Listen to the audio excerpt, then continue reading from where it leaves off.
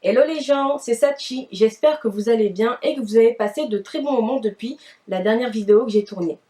Car oui, si vous l'avez bien remarqué, ça fait presque 5 mois que je n'ai pas tourné de vidéo pour Booktube. Et si vous voulez savoir pourquoi, on se retrouve après le générique.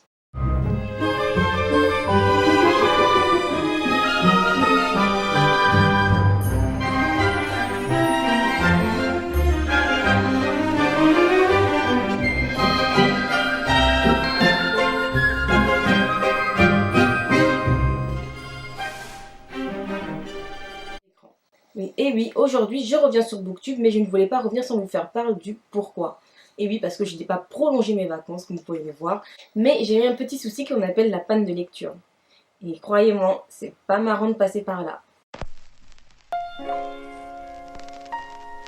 Si vous êtes des lecteurs, vous devez savoir de quoi je parle. Parce que la panne de lecture, c'est comme un cancer pour un lecteur. C'est horrible. Mais outre cette grande idée vague qu'on a de la panne de lecture, on va quand même essayer de décortiquer ce que c'est que vraiment une panne de lecture. Dans l'expression panne de lecture, ce qui va nous intéresser, c'est panne et lecture. Lecture, on sait ce que c'est. Ça vient du latin médiéval lectura, qui est l'acte de lire, le moment où on déchiffre un livre. Bref, vous savez que la lecture, c'est pas compliqué. Mais panne, c'est plus compliqué. Parce qu'il faut faire la différence entre la panne et être en panne, ce qui ne sont pas exactement la même chose. Quand j'ai fait ma recherche, car oui j'ai fait des recherches, je suis tombée sur des histoires de charpenterie, maritime, plein de choses qui n'avaient vraiment aucun rapport. À l'origine, la panne renvoie à plusieurs objets, le marteau, la charpente, des tissus et même une ville. Si, une ville, vous ne rêvez pas, et elle se trouve en Belgique. Au bord de la mer. Alors oui, il n'y a pas que les Belges qui ont une ville qui s'appelle La Panne. Nous en avons aussi une en France, dans le Loiret, mais c'est pas La Panne, mais Panne avec un S. Mais c'est dans le vocabulaire maritime qu'elle tire la source qui nous intéresse. Mettre en panne consistait à disposer ou orienter les voiles de manière à ce que le bateau n'avance plus. Ainsi, un bateau en panne sèche, par opposition à la panne courante, était immobilisé en enlevant toutes les voilures. Ce n'est qu'à partir du XXe siècle qu'elle s'applique au domaine de l'automobile et de la mécanique, pour enfin s'étendre à d'autres sujets, comme celui qui nous intéresse ici, la lecture. En bref, si tu fais une petite recherche de « être en panne », tu trouveras sur des mots involontaires, subi, momentané, arrêt. Si vous m'avez bien suivi, vous avez donc compris que la panne de lecture, c'est donc l'arrêt non prémédité de l'activité de lire. Et donc dans l'incapacité de se plonger dans l'histoire, d'en saisir le sens ou d'en saisir les enjeux. Parfois, on n'a même pas la force de continuer nos lectures et on s'arrête, on est comme bloqué. D'où la panne sèche, la panne de lecture. Mais comment on fait pour reconnaître les symptômes d'une panne de lecture ? Si vous êtes dans les cas suivants, vous manquez de concentration, vous réalisez que vous somnolez devant un livre et que vous êtes toujours à la même ligne, ou que vous avez de l'intérêt pour d'autres choses qui généralement ne vous passionnent pas, ou si vous sautez vos moments lecture sans vous en rendre compte et même que ça ne vous manque pas, vous n'en avez même pas conscience, eh bien vous êtes dans un cas de panne de lecture. Les causes d'une panne de lecture sont diverses et peuvent se combiner. Par exemple, vous faites une overdose. Soit vous lisez trop le même genre, vous lisez trop le même auteur ou trop le même style, ou parfois vous lisez carrément trop, et bien il y a votre cerveau, il vous dit stop, il n'en peut plus, il arrête tout net de faire le boulot. Vous n'arrivez plus à lire. Il y a aussi les aléas de la vie. Parfois on n'a pas le temps de lire parce qu'on a d'autres choses plus importantes à faire, ou peut-être moins importantes mais qui doivent être faites. Ou sinon, il y a parfois la maladie, les dépressions ou le manque d'envie, vous n'êtes pas dans votre assiette et la lecture, vous n'arrivez pas à vous plonger dans vos lectures. Et il y a aussi le dernier cas qui est une mauvaise expérience littéraire ou parfois l'obligation de lire un livre qui ne vous intéresse pas. La durée d'une panne de lecture varie en fonction des personnes, des causes et des situations. Il n'y a pas 36 solutions pour sortir d'une panne de lecture. Moi, je n'en connais que 2. C'est tout simplement transformer ces pannes de lecture en pause de lecture, c'est-à-dire arrêter pendant une période volontairement de lire des livres. Et oui, c'est compliqué, mais c'est une des solutions. Pep, je vous avais dit que j'avais 2 suggestions à vous proposer. Voici la seconde. Faites appel à une valeur sûre, c'est-à-dire un livre que vous avez aimé, que vous pouvez relire, ou un auteur que vous appréciez. C'est une technique moins radicale que la première, mais ça marche aussi, je vous assure. Si je vous parle de panne de lecture, c'est que j'ai subi une panne de lecture pendant toute la période où je n'ai pas pu poster de vidéos sur YouTube. Dans mon cas, c'est déjà arrivé 3 fois, c'est-à-dire l'année dernière, en début d'année, et à partir de juillet, où j'avais plus du tout le goût pour la lecture. La première fois, c'était à la même période environ, vers septembre-octobre, où j'arrivais plus du tout à lire, parce qu'en fait moi, il faut savoir que j'ai un certain rythme de lecture, à savoir un livre par semaine, voire parfois un livre par tous les 4 jours, que je finissais des livres d'environ 3 à 400 pages. Ça partait vraiment comme des petits pains, surtout quand c'est des livres que j'adore, ça partait tout seul. Et là, ça marchait pas, ça coinçait, je n'arrivais plus.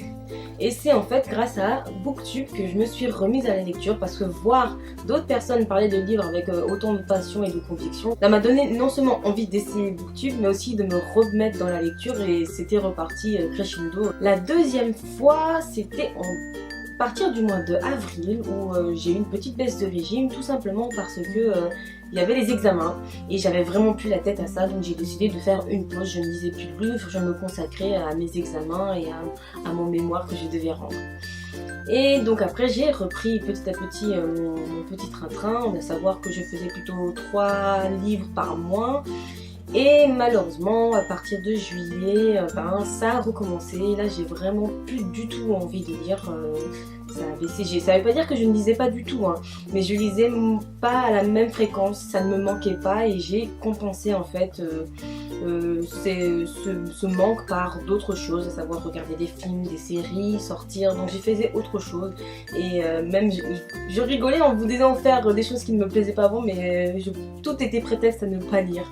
J'ai réessayé de lire des livres, mais des valeurs sûres comme je vous ai conseillé, et malheureusement ça n'a pas marché. J'ai pris beaucoup plus de temps à lire des livres comme Percy Jackson, où je prends une semaine, voire moins, et là j'ai pris vraiment quasiment 1 mois pour terminer le livre, donc c'était vraiment qu'il fallait que je fasse une pause, et c'est exactement ce que j'ai fait. Donc j'ai laissé un peu tomber et je me suis consacrée à d'autres activités. Alors maintenant, il faudrait savoir comment faire pour éviter d'avoir des pannes de lecture, parce que c'est vraiment pas agréable, surtout quand on aime ça. Et bien moi, j'ai plutôt 4 conseils. Le premier, c'est de varier vos lectures, c'est-à-dire varier le genre, varier le type de lecture, les auteurs, vraiment varier, parce que généralement quand on est basé que sur un seul thème, par exemple la dystopie, ou que sur des romans, des romans de policiers ou des romances, à un moment donné il y a un trop plein, il faut voir autre chose. Donc moi je conseille à certains de varier les lectures. Deuxièmement, dans le cas de lectures qui sont obligatoires, parce que oui, parfois, surtout quand on est étudiant, on a des lectures obligatoires et c'est pas marrant de lire, parce que c'est un tue-l'amour parfois, ça vous coupe dans votre élan. Moi je vous conseille d'espacer vos lectures, de vous y prendre à l'avance pour pas vous retrouver à la dernière minute à devoir terminer des bouquins. J'ai déjà dû faire ça de nombreuses fois, et franchement c'est vraiment horrible, parce que on n'est pas plongé dans l'histoire, on n'a pas de plaisir, on est vraiment dans l'obligation. Donc moi je pense qu'il faut plutôt prendre un temps, se dire par exemple je lis 10 pages par jour pour terminer le livre, tout en arrivant à comprendre le plus important dans le livre. C'est vraiment, je vois pas plus quoi, parce que sinon après c'est vraiment horrible. Troisièmement, je conseille aussi parfois, quand c'est vraiment trop, qu'on n'arrive pas, même si on a varié ses lectures, de lever le pied tout simplement, de faire comme moi. Bon, peut-être pas autant de temps, mais d'arrêter de lire pendant une petite période pour se consacrer à d'autres choses, et ensuite de revenir progressivement à la lecture, à savoir vous prenez un genre que vous aimez bien et vous remettez un peu en selle, ou sinon vous prenez un livre que vous avez aimé. Alors pour ceux qui n'aiment pas relire leurs livres, ça va être problématique, donc choisissez autre chose, mais pour les autres, reprenez un livre que vous avez aimé. En général ça fonctionne très bien. Pour la 4e, je conseille aussi de partager avec les autres. Si autour de vous, vous avez d'autres personnes qui aiment lire ou qui lisent des livres, ou sinon vous avez Booktube aussi, où vous pouvez écouter vos booktubeurs préférés qui peuvent vous redonner l'envie de lire. Moi ça m'a beaucoup aidé l'an dernier et là aussi un tout petit peu, je me suis un peu remis en selle en regardant les autres.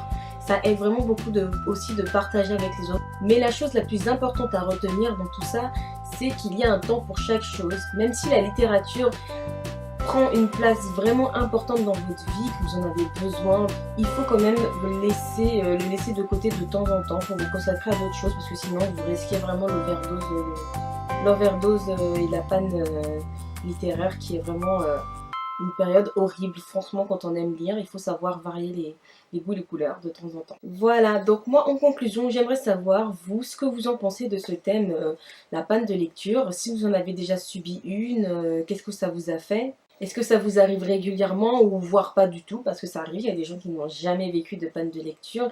Et comment vous faites pour y remédier? En tout cas, moi j'espère que cette vidéo vous aura plu, que ce format vous a plu, parce que moi ça m'a permis de vous parler de mon petit problème et de revenir un peu sur le devant de la scène, entre guillemets. Je ferai d'autres vidéos de ce genre parce que moi j'aime bien parler de livres, mais j'aime bien aussi parler de tout ce qui est autour du livre. Je pense que c'est important, même par rapport au cinéma et aux séries, tout ce qui tourne autour. Parfois je ferai des vidéos de ce genre là et j'espère que ça vous plaira. Si ça vous plaît d'ailleurs, vous n'hésitez pas à en parler en commentaire. Moi je n'hésiterai pas à vous répondre. Il n'y a pas de souci. Sinon, pour l'heure, je vous laisse à vos lectures et à vos films et je vous dis à la prochaine. Salut!